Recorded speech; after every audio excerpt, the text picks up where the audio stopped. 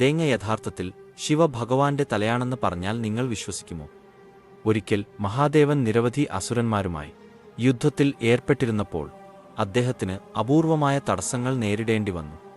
മുമ്പ് അദ്ദേഹം നേരിട്ടിട്ടില്ലാത്ത തടസ്സങ്ങൾ. ആ ഘട്ടത്തിൽ ബ്രഹ്മാവ് പ്രത്യക്ഷപ്പെട്ട് അദ്ദേഹത്തെ ഉപദേശിച്ചു. ഈ തടസ്സങ്ങളെ മറികടക്കാൻ അവിടുന്ന് വിനായകനെ ധ്യാനിക്കുകയും ആരാധിക്കുകയും ചെയ്യണം. തൽഫലമായി മഹാദേവൻ ഗണപതി പൂജ നടത്താൻ തയ്യാറെടുക്കുമ്പോൾ ഗണപതി നേരിട്ട് പ്രത്യക്ഷപ്പെട്ട് തന്റെ പിതാവായ ശിവന്റെ മുമ്പാകെ ഇരുന്നു. മുഴുവൻ പൂജയും പൂർത്തിയായപ്പോൾ മഹാദേവൻ ഗണപതിക്ക് നിവേദ്യം അർപ്പിച്ചു. എന്നിരുന്നാലും ഗണപതി അത് സ്വീകരിച്ചില്ല.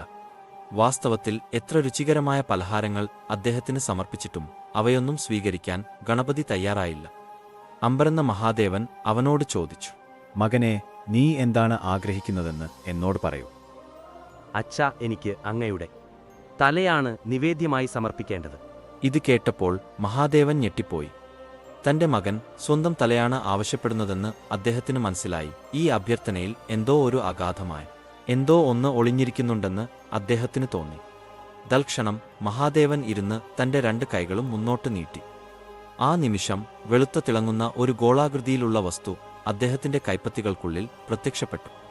ശിവൻ 3 കണ്ണുകളുള്ളതുപോലെ 3 കണ്ണുകൾ ഈ വസ്തുവിലും പ്രത്യക്ഷപ്പെട്ടു.